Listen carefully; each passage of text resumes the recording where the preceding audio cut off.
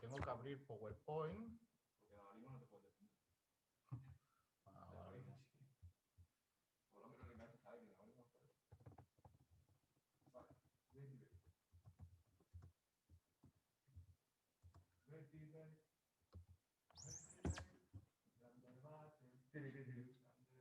Oh, me gusta. ¿Sabes qué? ¿Sabes qué le pasa al proyecto aquí? ¿Qué le pasa? Que si no le conectas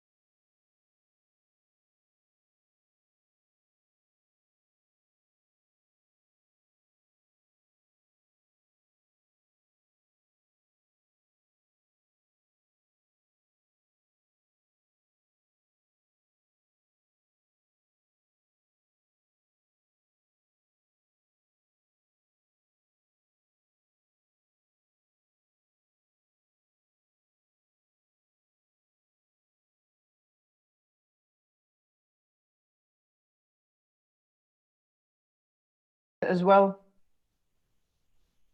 And Sonia. Hey there, good morning.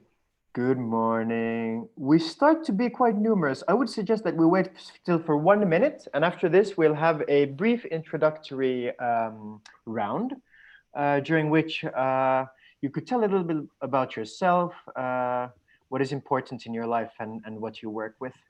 And if you have also some other interesting anecdote on the theme of education, you're more than welcome to share, but no pressure.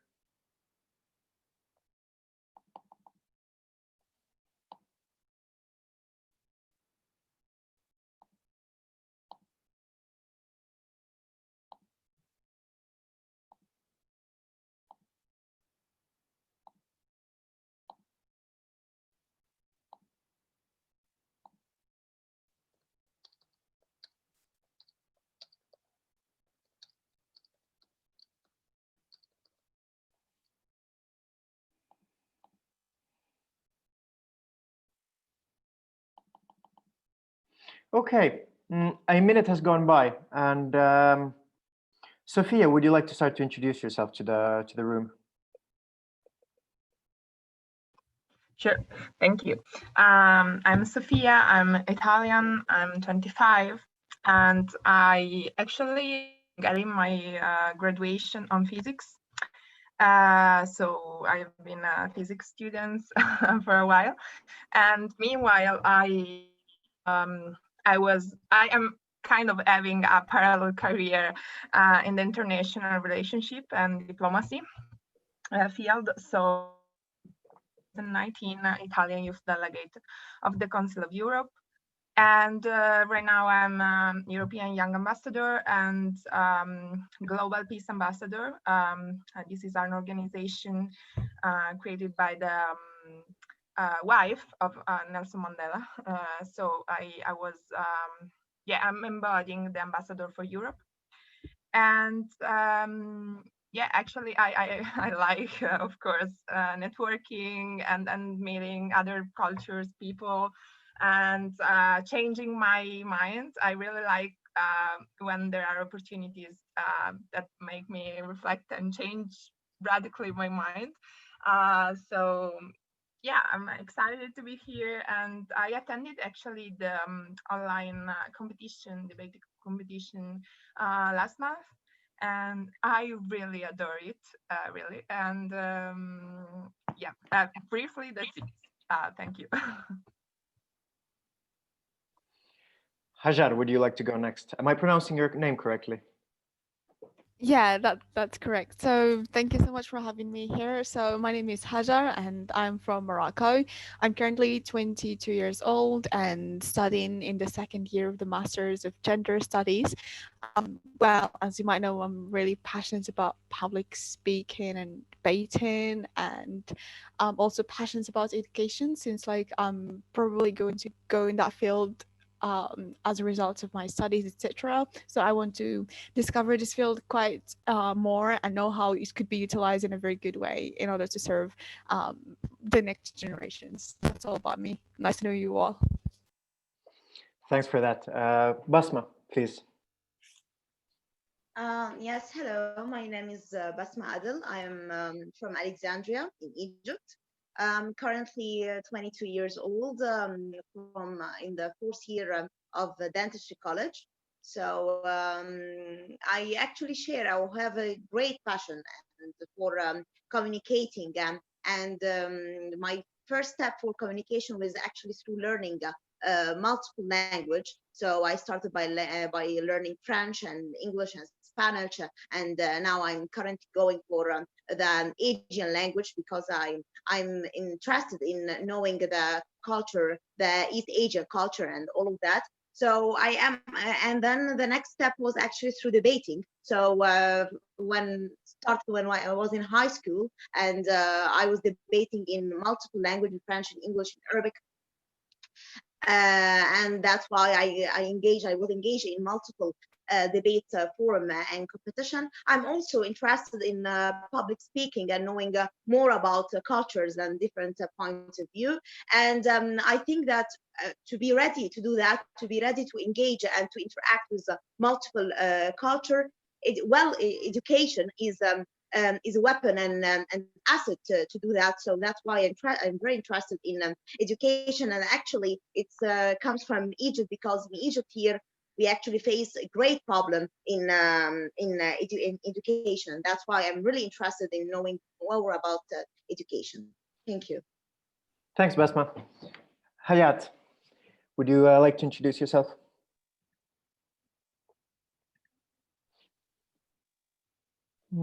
At the moment, it seems that we can't hear anything, yet you are not muted.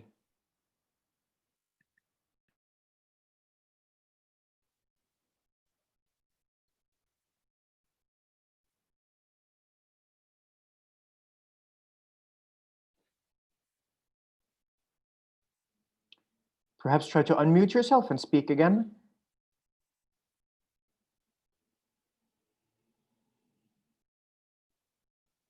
No, it's not possible to hear anything.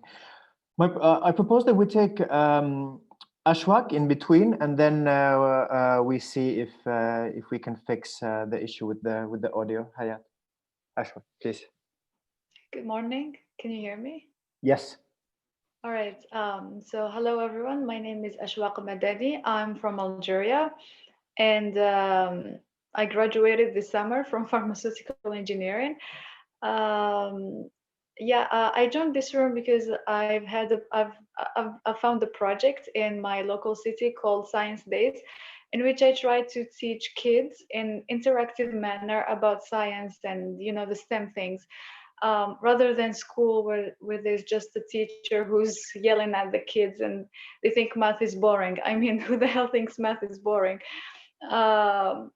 Yeah, that's why I joined here, because I wanted to see how I can improve implementing the projects and have a little wider context area. Yeah, pleased to be here and thank you, everyone. Thanks for the introduction and congratulations on obtaining your diploma. Thank you. Ahmad, can you hear us? Are you with us? Yeah, I am. Would you like to introduce yourself? Sure. Good morning, everyone. My name is Ahmed Ali. I'm originally from Nigeria, but I've been studying Morocco for like 10 years on scholarship. So I'm going to say I'm from Morocco. And I also literally graduated like 3 days ago, but practically not yet because I haven't got my certificate yet. But I'm studying Arabic and religious studies. And clearly, by participating in the virtual debate, it's clear that I'm really passionate about debate, public speaking, advocacy. And the reason why I joined this room was because last year I participated in 2063 Academy by one of the organizations in Morocco. And we dealt with the SDG 4, which is quality education, and SDG 3. So I joined the education part. So I joined the group since it's a topic that I'm kind of related to, and since we discussed with experts during this journey. So yeah, I'm really pleased to be with everyone here and share, ideas and get more and learn more from everyone. Okay, great. Hayat, have you been? Can you hear us, or can you possibly write in the chat? Have you been able to see if you've been able to fix your audio? It would be great to have your input as well. If not, I can also see that we have Carmen on online. Hello, Carmen.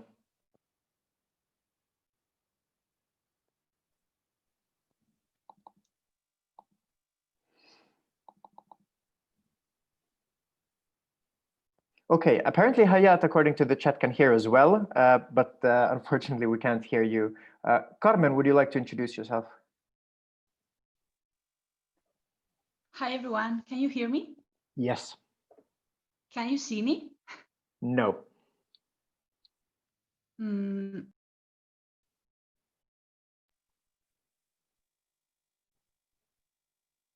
Well, I'm going to try it like this because it seems that I cannot turn on my camera. I don't know why, actually. Oh, here it is. Hi, everyone. Now we can see you. My name is Carmen. I'm so glad to be here with you all. I choose this room because I'm now working as a professor in the university in the field of public health and public policy. And I'm very interested in how can the academy develop the skills of the new students, knowing that they are more in touch with NGOs and non-formal education. So in the university, we have to change our methodology in order to keep them motivated with the education that we are providing. So I think that's a huge challenge when you are working as a professor in the high educational level. And I hope I can share my experience and learn a lot from your ideas. Thank you all. Hey, it's so wonderful and nice to have such a diverse crowd with us here today. And we'll definitely have the possibility to talk about the different experiences that you have within education. What I propose now is that whenever you want to, I don't want to be giving out turns to speak. So just write your name in the chat box whenever you want to have the turn to speak, and like this we'll have a lively discussion going on, and I'll be feeding in with some questions. As always, remember to be respectful and respect each other's boundaries, and let's have a civil debate as you always do at YMV, according to the best of my understanding. For my part, I can say that I think education is kind of the root of everything, And there's a few Nobel Peace Laureates that have said that there are 3 ways to build peace in the world, and they are education, education, and education. And in Finland, it's also a route for much equality. So I'm very excited about this theme as well. But on to the questions. You've all done different kind of projects within education.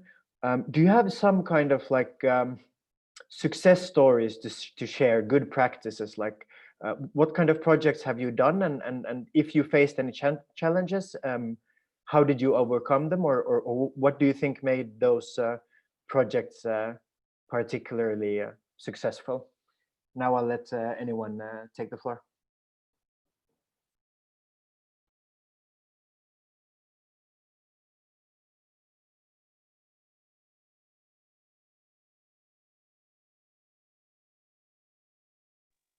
I can start. There is someone, okay. So, for example, when you mentioned that question, there is something that comes to my mind.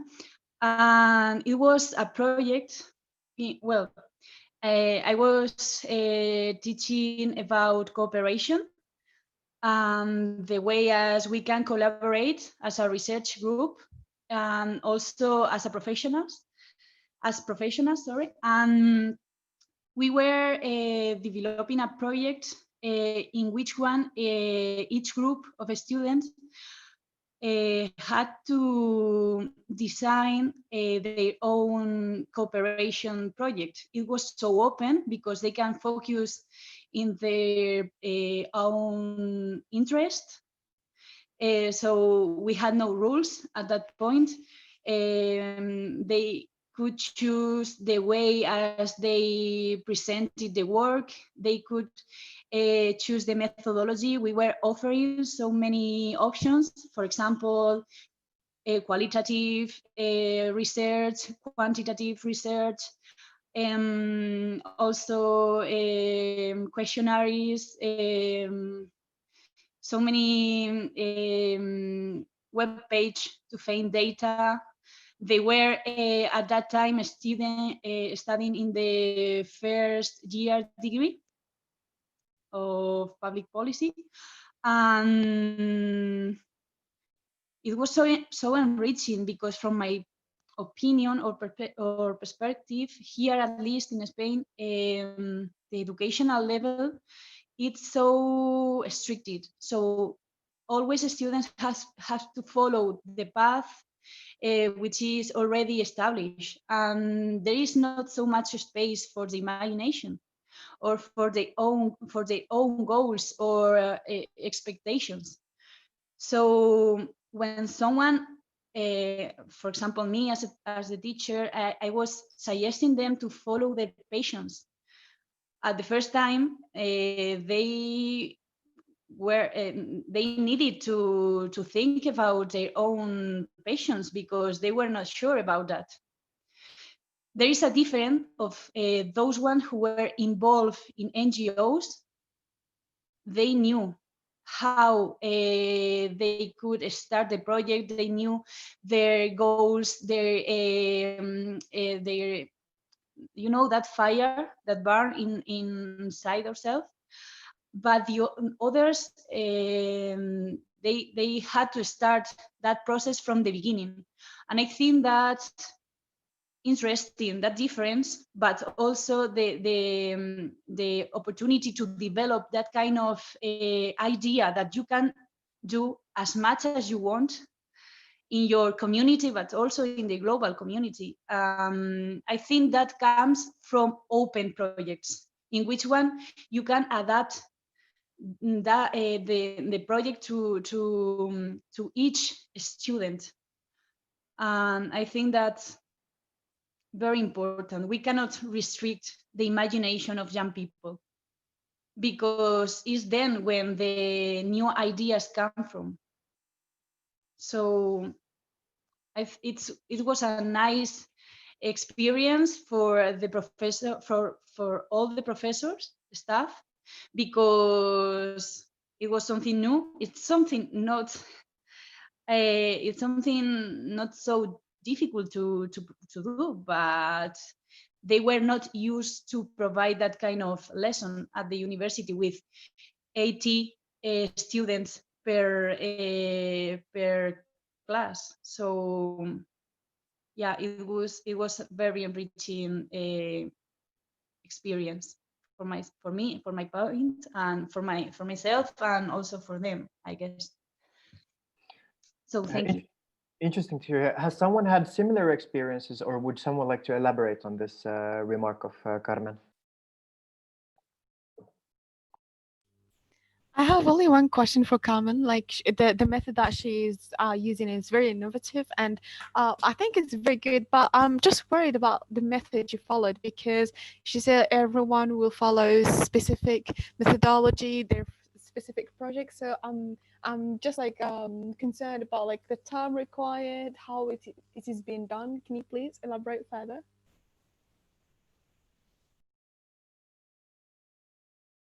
Yeah, sure. Thank you for the question.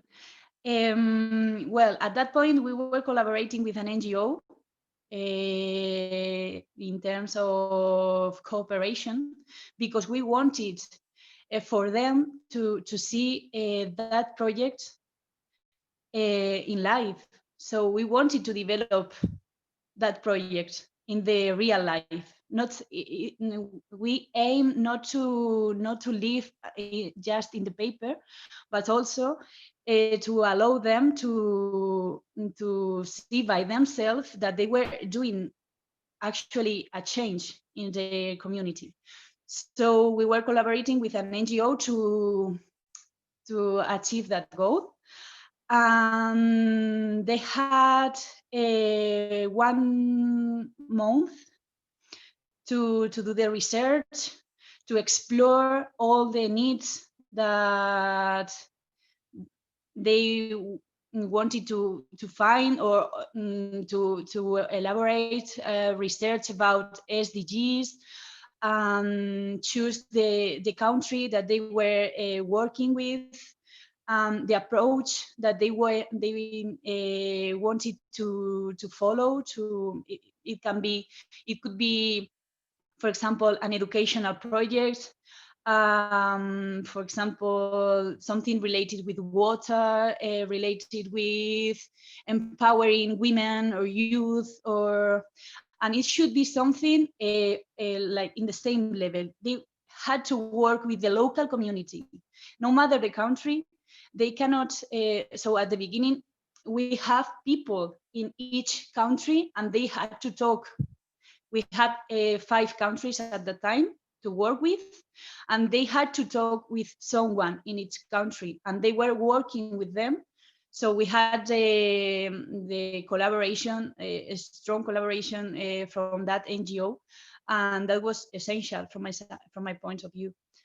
They had 1 month to do the research, to elaborate the questionnaires for that local leaders that was working with that NGO. And after that, within that month, they had to develop a briefly summary about the project.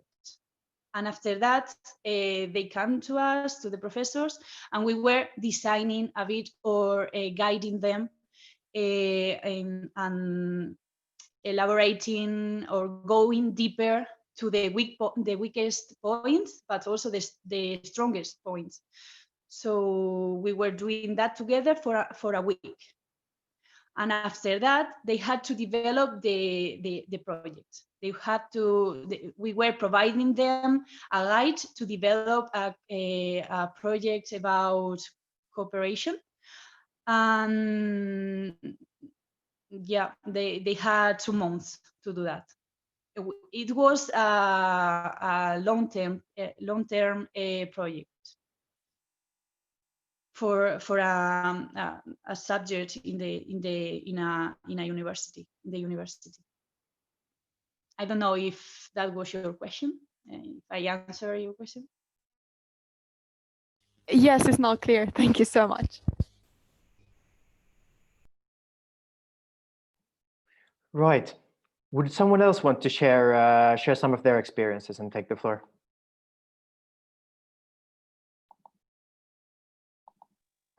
So yes, I am as a student.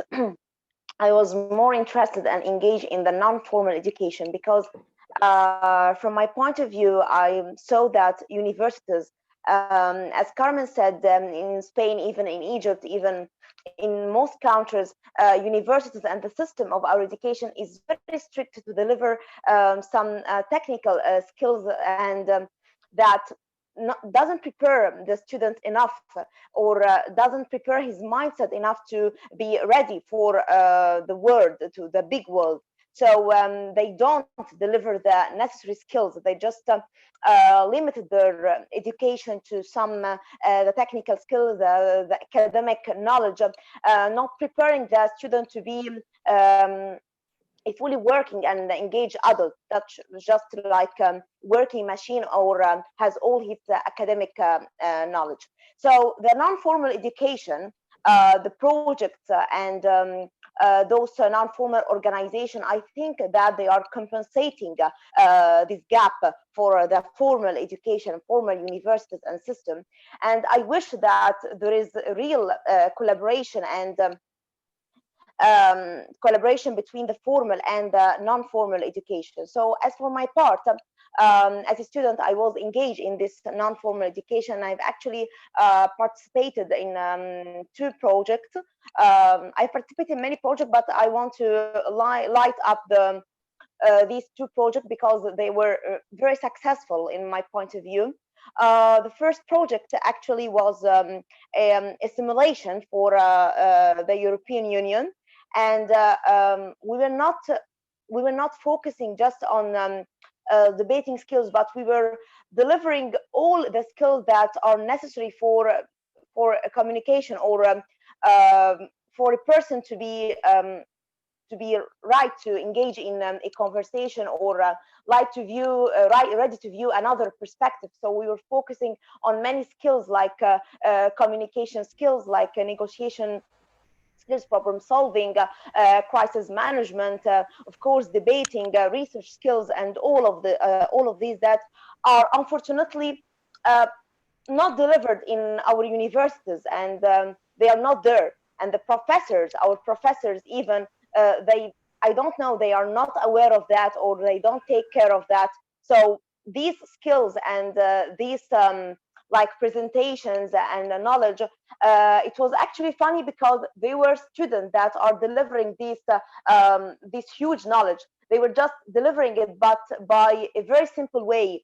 We were delivering by games, by simple presentations, by animations, by memes, everything that is close to this young generation and the mindset of these young people. And we also, I was a part that I was teaching, and I was also learning. So once a person learns some skills or actually pass some phase, he is actually qualified to be trainer. So he just not learn something and just forget about it. But no, we focus on engaging him in teaching another one, because the most useful way or the most effective way to learn a skill or to learn a knowledge is actually to teach this knowledge to another person, to another individual, to learn while teaching.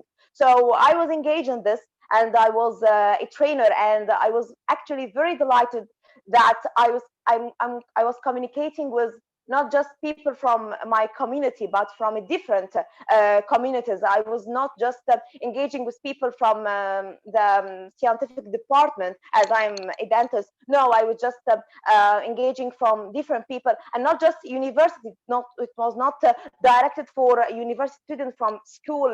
I have teenagers that have young adults. I even have people in their 35 and 14. So to be able to talk to this person, to engage in this person, to have different views and adults, and we were learning the same way. We were learning different skills, but in simple and very much simple way. And very amusing way. So that's a project, and we were actually, it was about, I think, it took about 4 months, and every month was a phase. So the first phase, we were actually delivering some light skills, like I said, negotiation skills, and it was about games and competition, just to let the people compete with themselves, and compete with others to be qualified to the next phase. Actually, the next phase was about more specified phase about the conversation, the communication, how to deliver your point of view, how to debate. We were actually also delivering some huge academic knowledge about history, about politics, about something that as a dentist, I maybe in my university, maybe in my system, I would not know about, or it's something's not interesting for me, but actually it's very interesting, and it's very it's broadening your mind and all your perspective. So I was teaching politics, I was teaching some heavy academic knowledge about history of EU, for example, of about all the union organization, and I was engaging in very useful conversation. And then the next phase was about debating skills.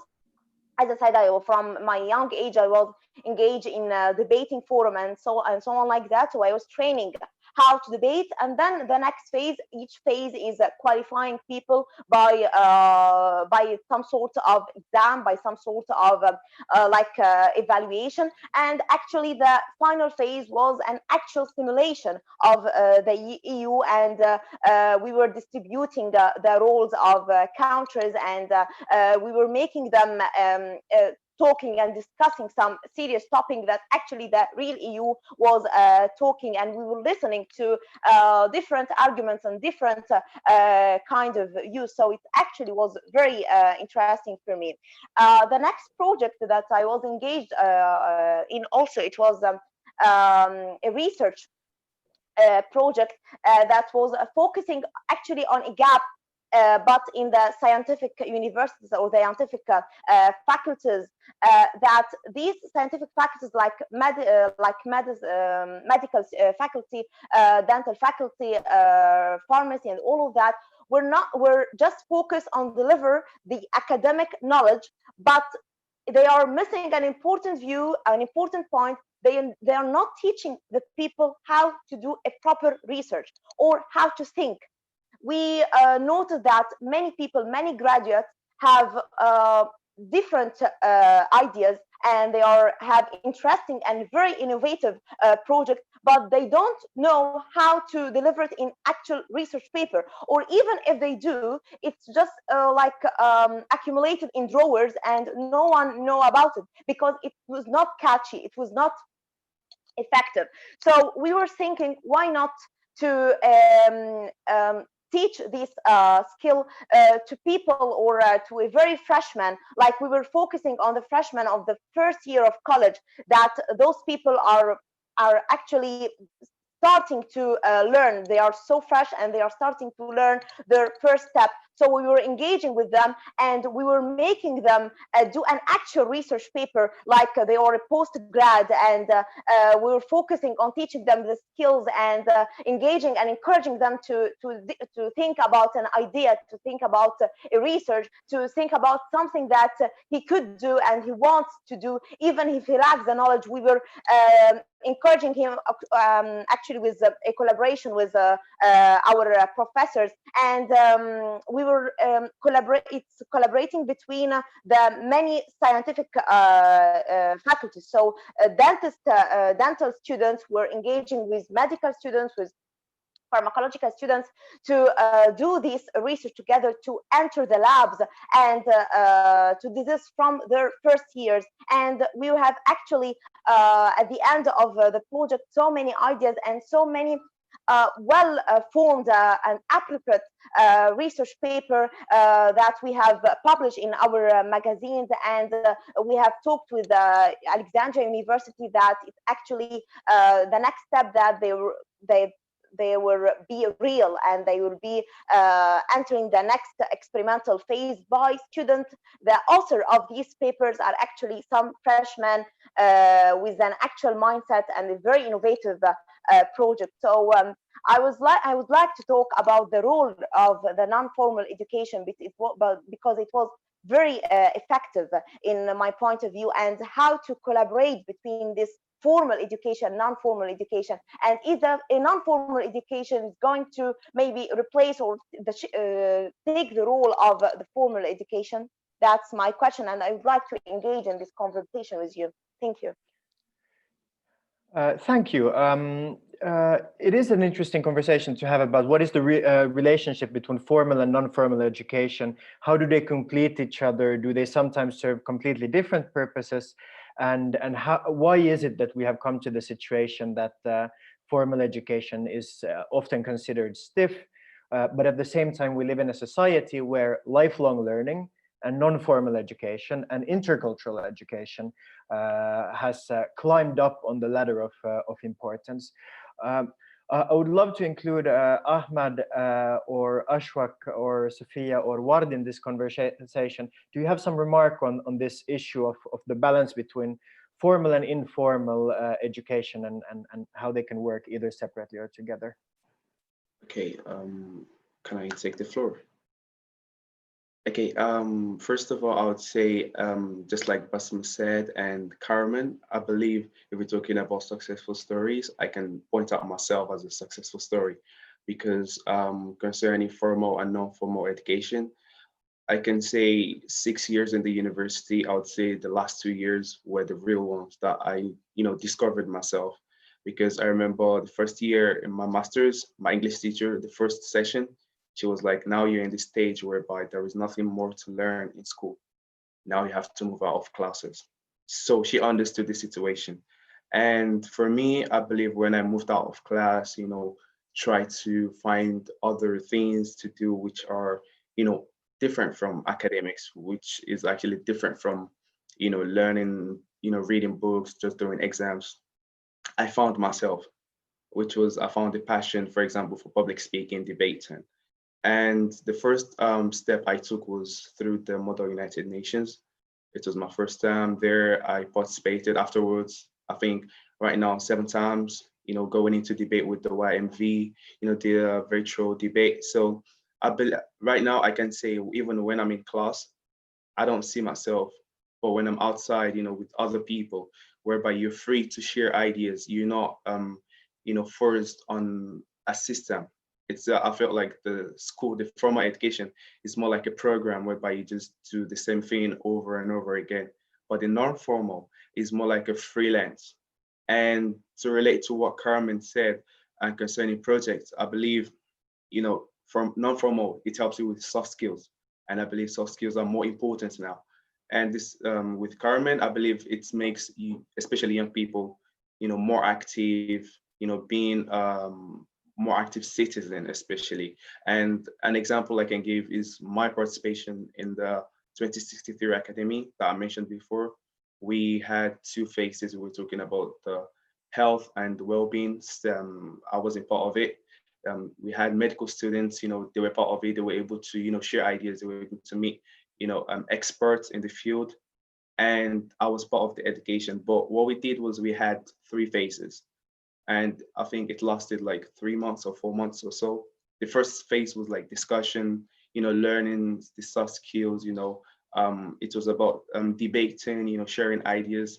The second one was meeting with experts, meeting with ambassadors, as young people, creating a sort of a bridge and, to be able to discuss with elderly people, not just like to be more inclusive. And the last phase was sharing phase. And I think that was the most important thing. Right now, one of the ambassadors of the 2063 Academy, because I was able to complete the 3 phases. So the sharing phase was the most important one because we want it not to be on paper, like Carmen said. It's more like to be active, to bring out a project, to do something for the society. And then I was able to see another part of the, world, which was the part whereby it's not just about, what are you writing, sharing, articles or something, but more like something, practical. And one of us actually came up with a project in the rural area where she built a library for students. And we, as participants of this academy, we were just giving books and putting letters in the middle just to, you know, um, encourage these kids to, education. They might not have the full access like we have, but at least throughout this, reading in these libraries and, having these little books, they can be able to have little education and learn more. So we wanted it to be more inclusive. And it was actually a successful story.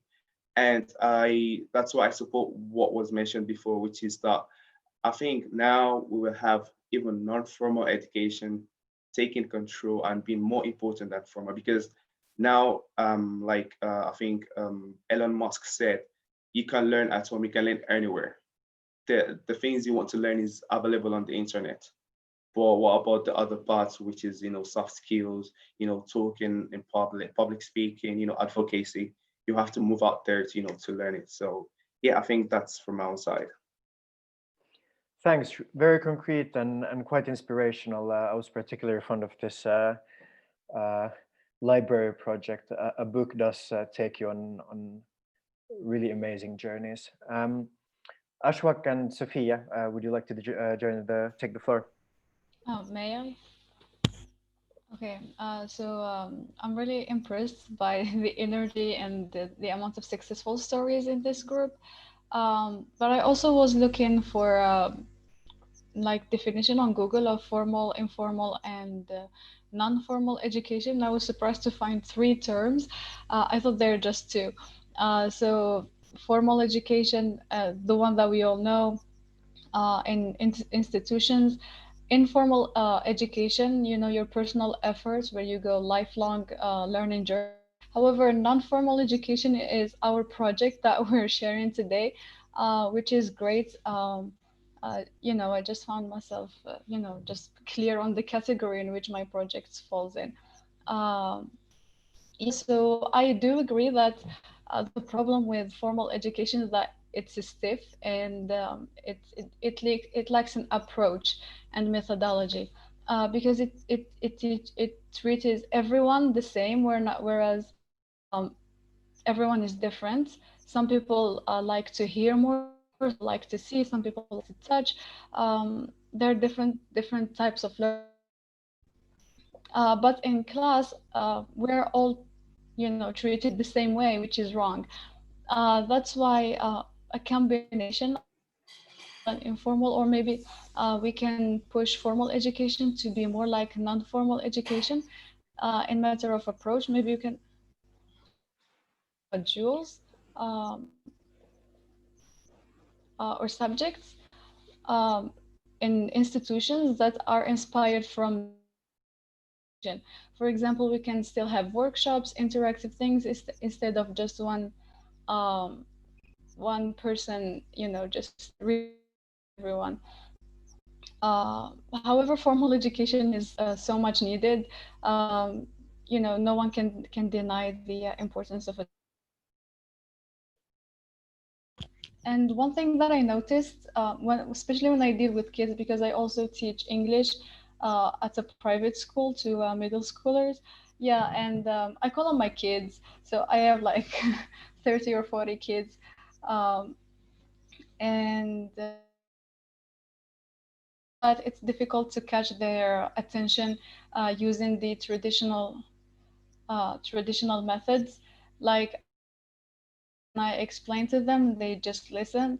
Uh, they get bored easily. So that's why I said the combination between formal and non-formal. So what I do is activities, we play games at class. The boss doesn't know. Um,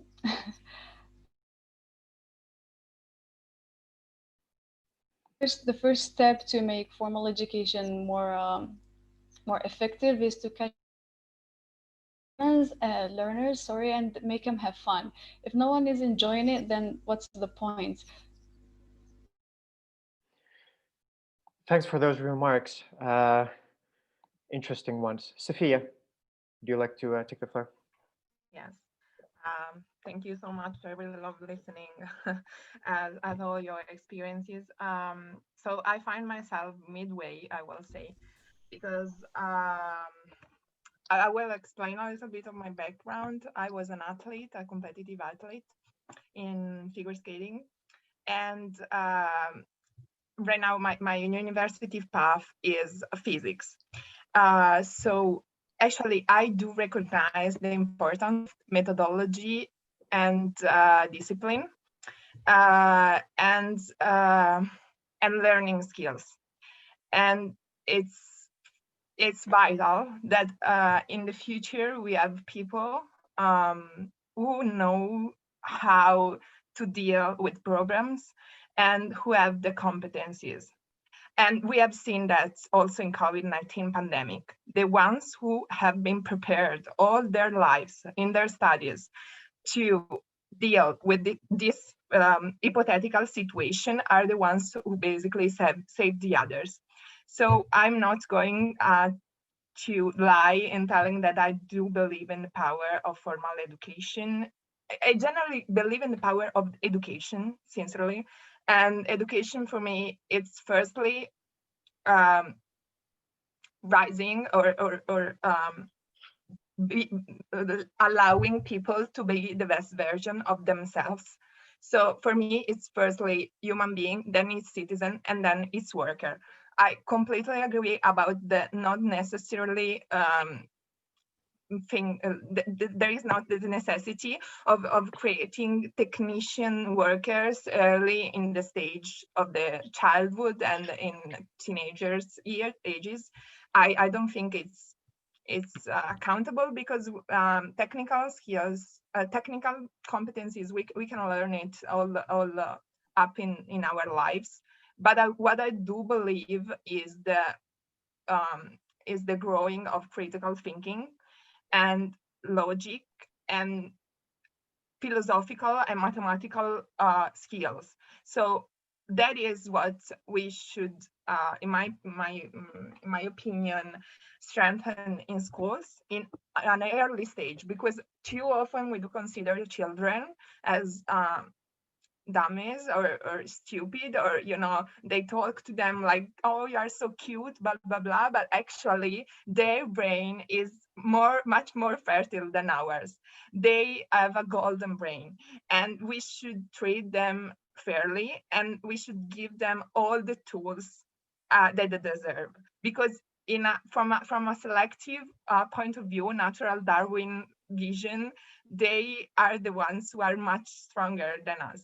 And our aim at the end is to progress as human beings. So I do believe that we should. I've seen it a lot in Italian education. We have a fire good level, I will say, maybe not a Finnish one, but Finland one. But yes, we do have a great scale, and we can see it in the research. So I do agree that there are some faculties in the university who just train to be a good pro and not to develop critical thinking. So I feel myself lucky to have chosen a faculty in which actually I'm training to reason in complexity. And that's what we should strive for. And about non-formal education, that should be a part of education in general, and have this empathy and soft skills. They are so important. I totally agree. But unless a solid base of knowledge, because of course sometimes knowledge is seen as something stiff and not important, just that someone put it in your brain, but actually knowledge is reasoning, is culture, is understanding, being able to read behind lines, to analyze a text, or to deal with complex problem. I think what is needed is examples, good role models of young people who actually could have international experiences and be successful and strive against prejudice. I will say also young female person who won against all the all the prejudice, which are quite kind of normal. It's normal to have prejudice, but then you have to be smart enough to reason fairly and trying to understand all the points of view. And yeah, as a remark finished and then remark, I will say that sometimes often NGOs and associations do what governments should do. So what that my question is, that's great to work parallel, and I've been doing volunteering and these things all my life, but at some point we will need to enter the institutional world, because yeah, there is so much need of a great leadership, and if you are in institutional, it's yeah. Okay, I will wrap up. Thank you. Thanks. There's 5 minutes left, and I would like to read out loud to the room. Hayat has been experiencing difficulties with the audio, and I'll just like to read a comment that she sent on the chat box to me. Being in higher education, it is clear that there's a lot of emphasis on hard skills, knowledge acquisition, etc. But at the same time, we cannot generalize. There are plenty of examples that contradict this. In my case, for instance, noticing that I mentored my students back in 2015 and assisted them to create an English students club focusing on debate, micro teaching, personal development, and theater. This has helped students a lot to unleash their potential and try slowly move from organizing events and initiatives with teacher support to working independently. They have developed their soft skills in an amazing way. So this experience had an impact on both teachers and students collaborating in extracurricular activities. Thanks once again, Sophia, for your input. It made me think of a quote by Pablo Picasso, who once said that in order to break the rules, you must learn them first. We have 4 minutes left, and if I'd love for every one of you to share in either in one word, or if one word is too difficult, then in one sentence, what can formal education learn from informal, or what can informal learn from formal education? And Hajar, will start with you. Sorry for the surprise.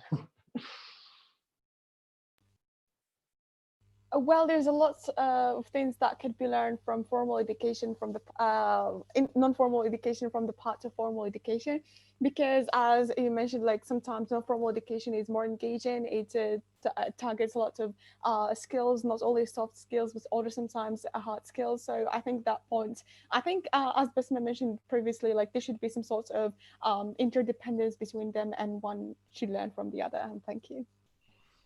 Great, long sentence, but you made it. Ahmed, please.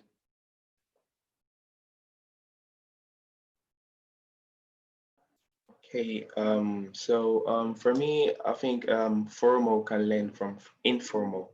I think method and system, because it's been effective.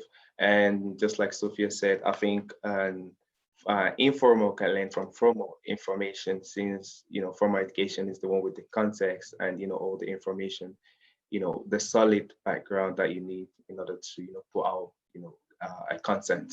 So I think they can both learn from each other. Basma. Yes, so in short sentence, if formal education has the knowledge and informal education has the method.